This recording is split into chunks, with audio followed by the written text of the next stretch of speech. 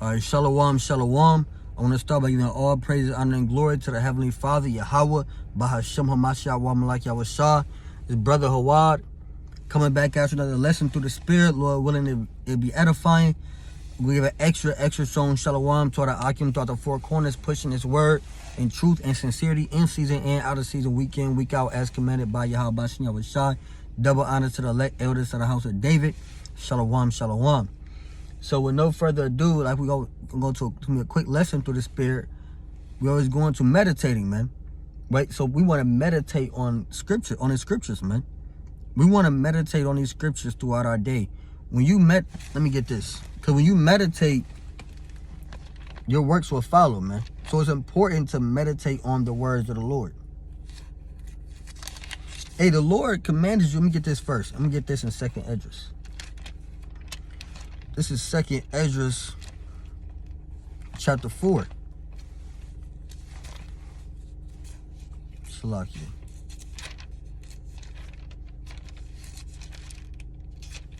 This is 2nd Ezra, chapter 4.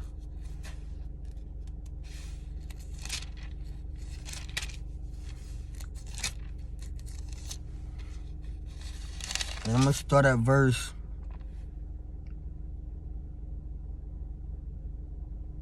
I'll start at 29. This is 2nd Ezra 4 and 29. It says, if therefore that which is sown be not turned upside down, and if the place where the evil is sown pass not away, then cannot it come that is sown with good. Right? So America is sown with evil.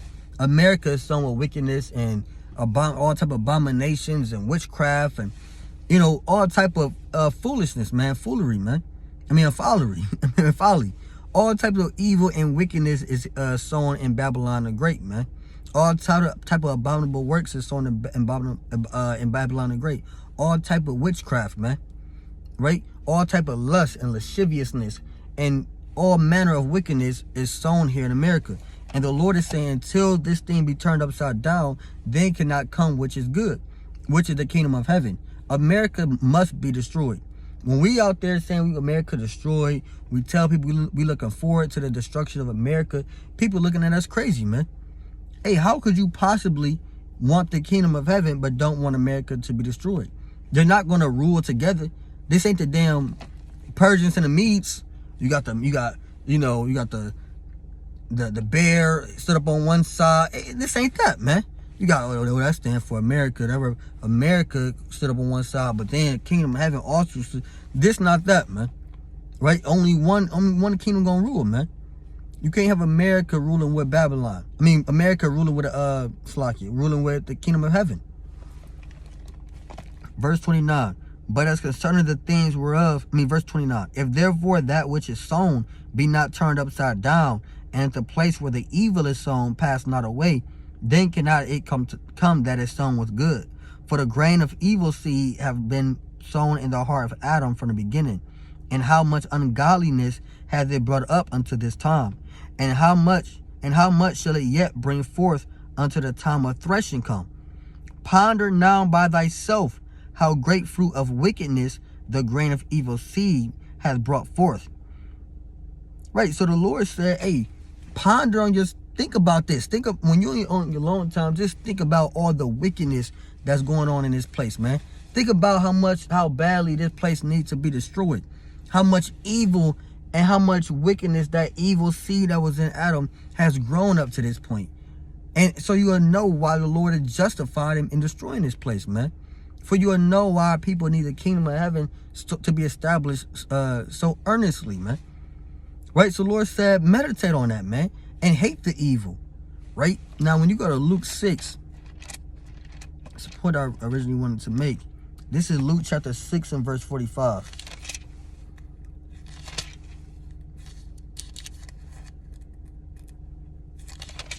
This is Luke chapter 6 and verse 45. And it says, a good man out of the good treasure of his heart bringeth forth that which is good. And an evil man out of the evil treasure of his heart bring forth that which is evil. For of the abundance of the heart, his mouth speaketh. Yeah, so a good man, a man who has nothing but good in his mind, a man who's meditating but meditating on nothing but the prophecies, the proverbs, the grave sentences, the dark parables, the wisdom, the knowledge, the acts, the mighty acts of our forefathers. A man who's meditating on this thing, a man who throughout the whole day, he's praying throughout the day, he's meditating throughout the day, he's listening to the damn Bible app, Bible audio throughout the day. Throughout the day, he's conversing about the scriptures. Maybe talking to brothers about the scriptures. Maybe he's talking to his wife about the scriptures, talking to different loved ones about the scriptures. His conversation is around the scriptures. The music he listens to is more of a righteous music. It's surrounded around the scriptures. The things he listens to, his headphones, the Bible audio. He reading, 7 to 10 plus chapters a day. That means all day his mind wasn't on no type of folly. It wasn't on violence. It wasn't on wickedness. It wasn't on evil. His mind all day was meditating. He was meditating, or her was meditating on nothing but righteousness. Now, if someone does this every day their mind is, all they're feeding their mind is righteousness. All they're feeding their mind is the Holy Bible. Right? The only holy book in the world, the Holy Bible. Hey, when, let's say after a year, right, they have a conflict with someone, they have a quarrel with a brother, they will automatically, their first thought will be to resolve it according to the scriptures. They would instantly think about how forgiving Joseph was to his brothers that put him in slavery. They would instantly think about how forgiving David was when he cut a piece of Saul's skirt, even though Saul was trying to kill him. They would instantly think about Matthew 18 and 15. Go to thy neighbor alone, and if he don't hear you, get some witnesses. They would instantly think about this, man. Right? And they will act on it, because that's all that's in their mind. That's all they can pull from. But if you're a man who meditate on wickedness and evil and Satan and damn Gucci Mane lyrics and Lil Durk and Chief Keef lyrics, that's all that you meditate on. And whatever your ghetto ass, excuse my French, whatever your hood uncle told you to do, hey, if that's all you're meditating on, when you get in conflict with someone, the first thing you thinking about is pulling a gun, fighting them, robbing them, stealing something, being wicked, man. Being a wicked Israelite man in the world, being a wicked black man in the world. That's all you're thinking. That's your first reaction, because that's all you have to pull from. You understand that? So, and even your speech will follow after that. So, whatever you put in your mind, and you have to, that's also important to meditate, your works will follow, right? Your works and your words and your works are the products of you meditating. You understand that? Anyway, this is Sarak 39 and verse 1. Sarak 39 and 1. And it reads, but he that giveth his mind to the law of the Most High, and is occupied in the meditation thereof, will seek out the wisdom of all the ancients, and be occupied in prophecies. So you have to be occupied. You have to give your mind over to the Lord, over to the law, and be occupied in the meditation thereof. You have to be occupied. Your mind don't have time. When you're occupied, you're too busy. Your mind don't have time to think about nothing else outside of the law, outside of the scriptures, outside of the wisdom from the Heavenly Father, man. Right? That's all your mind is set on. You understand? So we have to be meditating constantly on these scriptures, man. So no further ado, I want to go to 1 Corinthians. Right? This is going to be a quick lesson, nothing too long, but just giving Israel, something to meditate on. Ponder on this, like the scriptures say. This is 1 Corinthians chapter 13. 1 Corinthians chapter 13 and verse 11. Though I speak with the tongues of men and of angels, and have not charity, I am become as sounding brass, or a tinkling cymbal. And though I have the gift of prophecies, and understand all mysteries and all knowledge, and though I have all faith, so that I could remove I can remove mountains, and have no charity, I am nothing. And though I bestow all my goods to feed the poor, and though I give my body to be burned, and have not charity, it profiteth me nothing. Hey, so that's deep, man. Hey, Paul is saying, look, though I understand all prophecies, I understand all the secrets, the whole book. I understand the law. I understand, the so-called Old Testament. I understand the Proverbs. I understand the secrets, the dark sayings. I understand the prophecies. I understand the deep mysteries.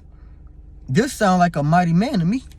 A man who can, no matter what question you have, he can answer it thoroughly with no problem. You understand? He's very well studied, very well versed. He understands everything. And though I have the gift of prophecy to understand all mysteries and all knowledge, it says, and though I bestow all, this is like a righteous man. It says, and though I bestow all my goods to feed the poor. And look, so this is a man, he feeds the poor. He's a charitable man. He's quick to give. He's happy, man. He's a happy giver. He's not some like, oh man, they asked him, here, just take it. Just take the $20.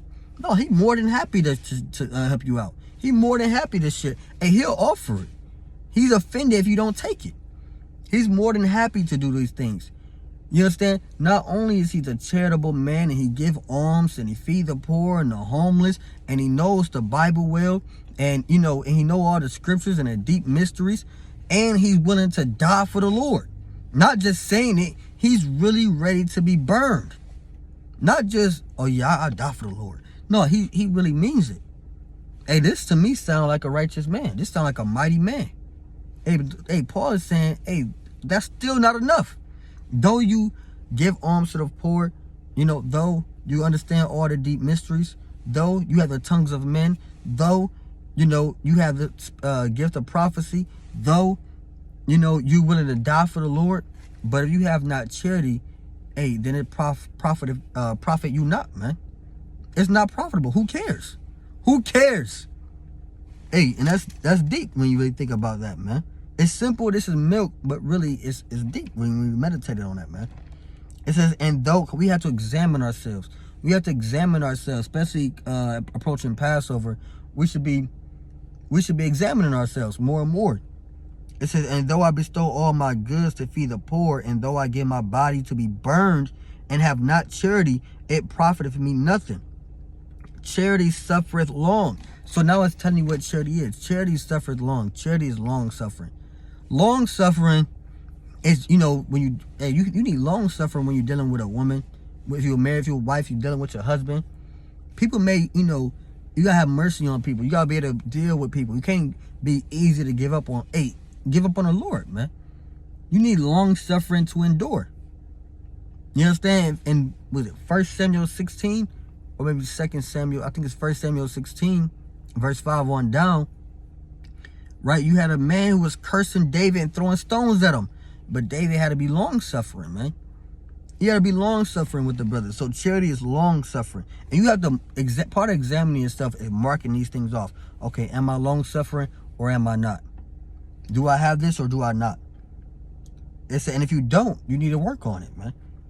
It says charity suffereth long and is kind. So charity is kind. Am I a kind person or am I not a kind person? It says charity envieth not. Are you envious? Are you jealous? Or do you have are you covetous? Right? So it says charity suffereth not. Charity vaunteth not itself. Right? Charity not boastful, not lifted up, not prideful. These things we have to ask ourselves. Am I prideful? Do I boast about myself, about my clothing, about my resources, about my my wisdom, about my knowledge, about my stature, anything, man. Charity vaunteth not itself, is not puffed up, doeth not behave itself unseemly. Right, and unseemly is like bad behavior. You have to be of good behavior. You can't go out and your kids acting a damn fool. They're acting unseemly, man.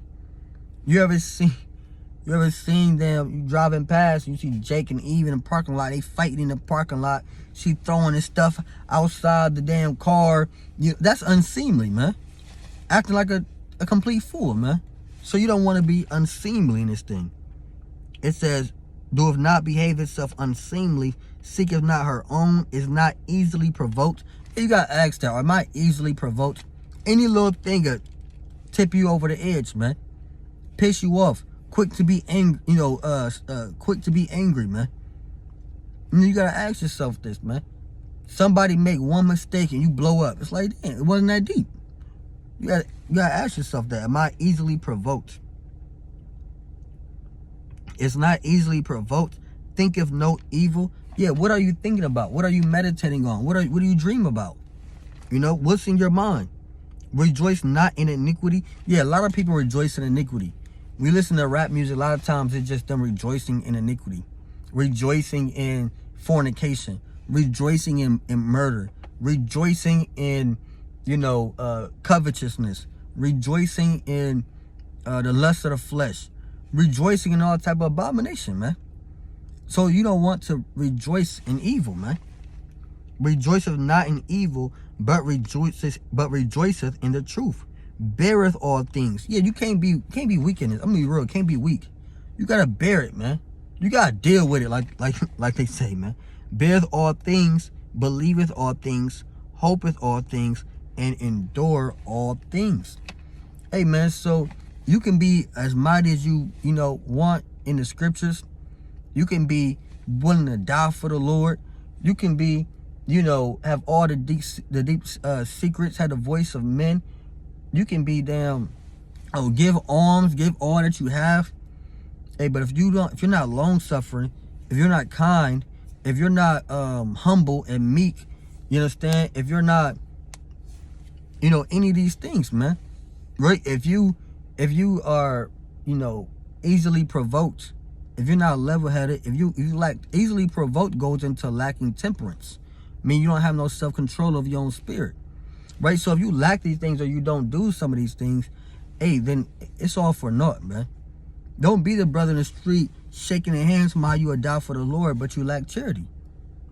Yeah, scriptures even say some men, there's a man who teaches many, but is not profitable to himself. So you want to be profitable unto yourself, man. You don't want the Lord to say, like it says in Matthew 7:21, you talk about all the great things you've done in his name, and say, hey, depart from me, I never knew you, man.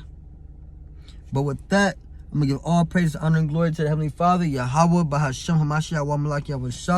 Again, it was Brother Hawad. Lord willing, this lesson was edifying. Shalom.